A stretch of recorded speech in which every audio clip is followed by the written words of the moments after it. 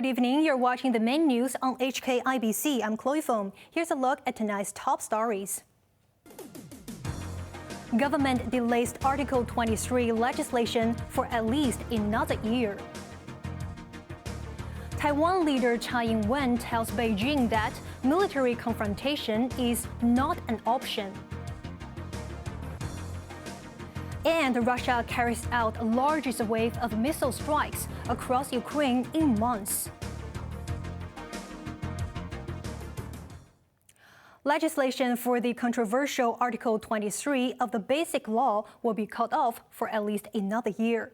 But the decision infuriated a lawmaker, saying the government is shirking responsibility. Janice Lowe reports. As the Legislative Council reconvenes, the government updated its agenda for the upcoming year. 15 out of 37 bills have been removed, most notably the legislation of Article 23. The bill, which had been in the works since 2003, prohibits acts of secession, sedition, subversion, as well as treason. The removal of the once controversial bill implies that legislative work will not begin this year.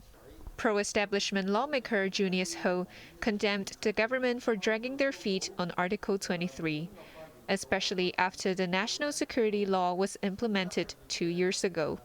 He said the law should have been put in place already, and there is no time to waste. Fellow lawmaker Michael Tian agreed that the government has a constitutional responsibility to enact laws as required, referring to a clause in the Basic Law. But he believed Chief Executive John Lee has his own priorities dealing with a handful of issues. Other bills removed from the agenda included extending the retirement age of teachers at subsidized schools and a penalty system for underperforming taxi drivers. Janice Lowe, HKIBC. A manhunt is underway for 3 men who made off with a jade necklace worth $22 million. 2 of them walked into a jeweler in Tsui at around noon, posing as customers before brandishing a knife. CCTV footage from the jewelry shop captured the moment 2 men ran away from a display case. Staff gave chase to the robbers even though one of them seemed to be holding a knife. The pair made off with a jade and diamond necklace worth about $22 million. As they hopped onto the getaway vehicle, they may have left behind this mobile charger. Police rushed to Emperor Watch and Jewelry on Canton Road after staff filed a report just after noon. They said 2 non-Chinese men posed as customers and asked to take a look at the jewelry. One man then took out a 50-centimeter blade to threaten the staff, snatched a jade necklace before fleeing the scene in a vehicle waiting outside. The getaway car was later spotted on Mang Wai Street in Yau Ma Tei. It featured a bogus license plate, while officers recovered 2 knives inside. 落咗車之後咧，佢哋分別咧就向呢一個民 Chief Inspector Yao Yuxing said the 3 men then split off and left on foot. Police are now hunting down 3 non-Chinese men who are between 30 and 40 years old and around 1.7 to 1.75 meters tall. They are appealing on witnesses or anyone with information to come forward. Hong Kong has registered another 4,874 COVID cases, with another 10 deaths. Around 400 cases, or 8%, were classified as imported infections. 2 of the imported cases were detected with the new Omicron mutant strains, including a 32-year-old woman carrying the BA.2.75.2 subvariant. She was found positive only 4 days after arriving from Singapore. The other was a 50-year-old woman with a subvariant XBB.1. She tested positive 2 days after arriving in the city from the United States. Both were asymptomatic. A former University of Science and Technology professor is wanted by the ICAC for fraud. Yang Lanlong, former adjunct associate professor at the Department of Chemistry, faces 17 charges. The 58-year-old failed to declare his interest with suppliers while conducting tendering and procurement exercises between 2011 and 2019. The contracts involved $4 million of laboratory equipment and services. 2 company directors have been arrested. A warrant has been issued for Yang, who has left Hong Kong.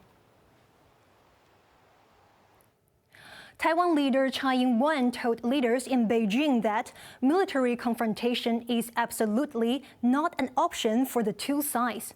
She expressed her wish to maintain peace in the region, but also pledged to bolster the island's defenses. The gloomy weather did not dampen the spirits of those in attendance.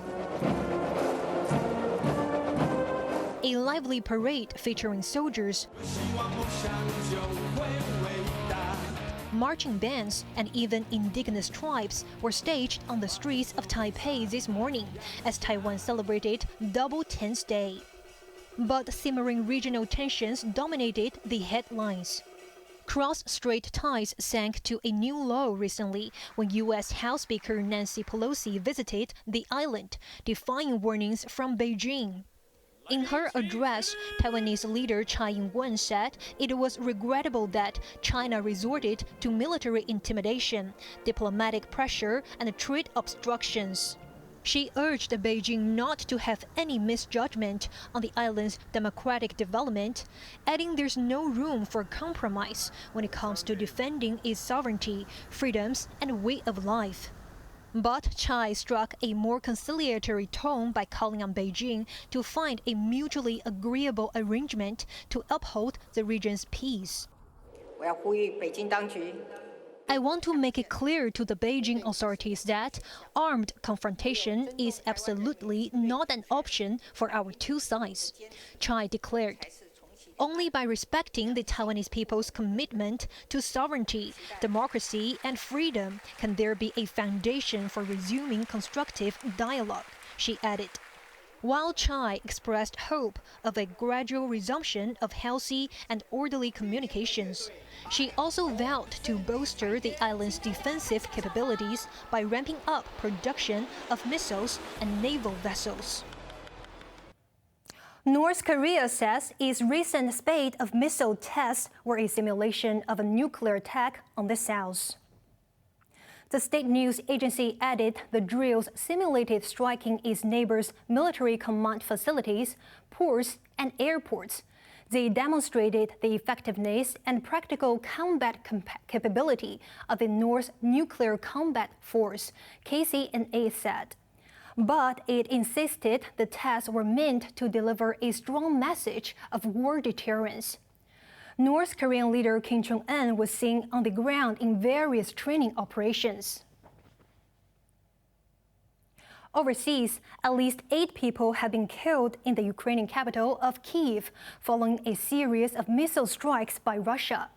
The attacks were in response to an explosion which damaged a key bridge linking Russia and Crimea, Tsai Ing-wen reports.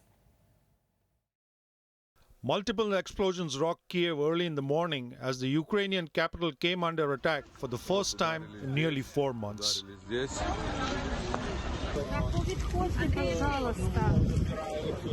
At least 8 people were killed and 24 injured in one of the strikes, according to the government. Over in the northeastern city of Kharkiv, people took shelter in a metro station as missiles rained down. The strikes at multiple cities were believed to be in retaliation for the bombing of a key bridge between Russia and Crimea. Responding to the bridge explosion, Russian President Vladimir Putin accused Ukraine of perpetrating a terrorist act. The bridge, which was built after Russia annexed Crimea in 2014, provides a crucial route for Moscow to supply its forces in southern Ukraine. In response, Ukrainian President Volodymyr Zelensky described the morning as difficult.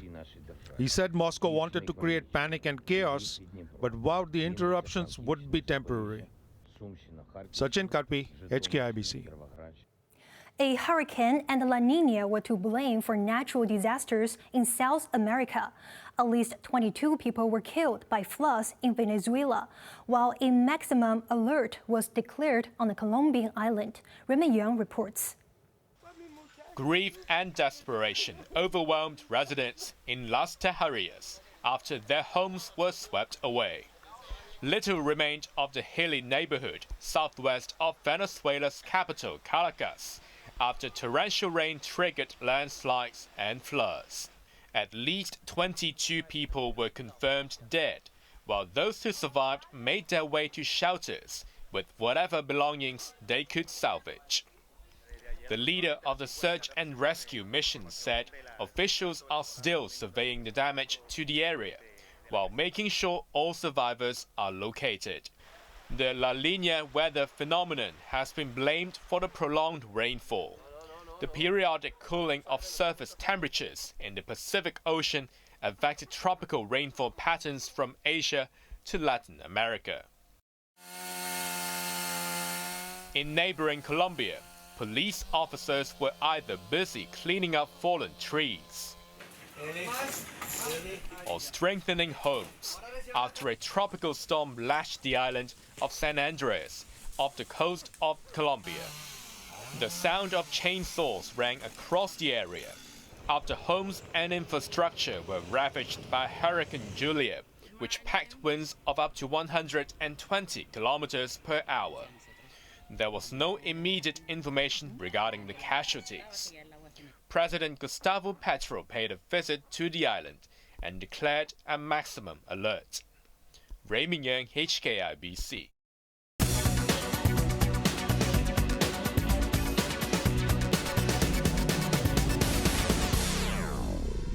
The Hang Seng Index shed nearly 3% today as trading resumed on the mainland after a week-long holiday.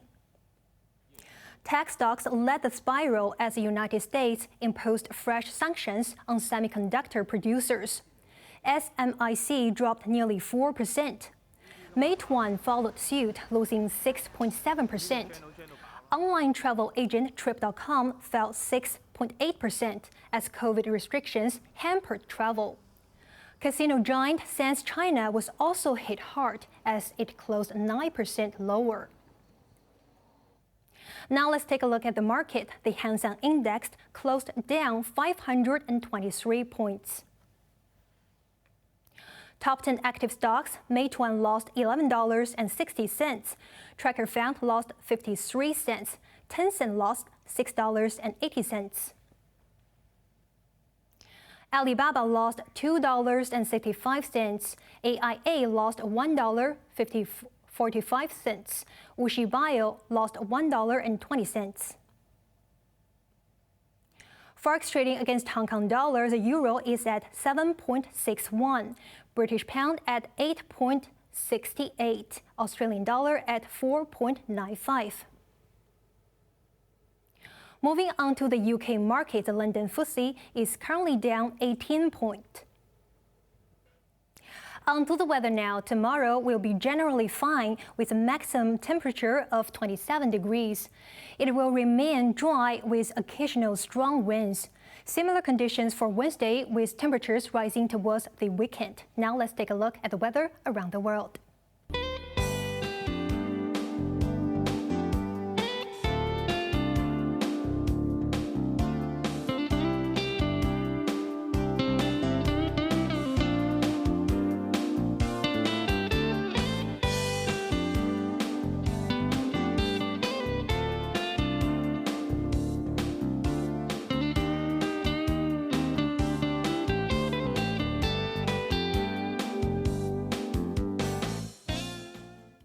That's our main news for Monday night. Join us for more news at 11. I'm Chloe Feng. Thanks for watching. Good night.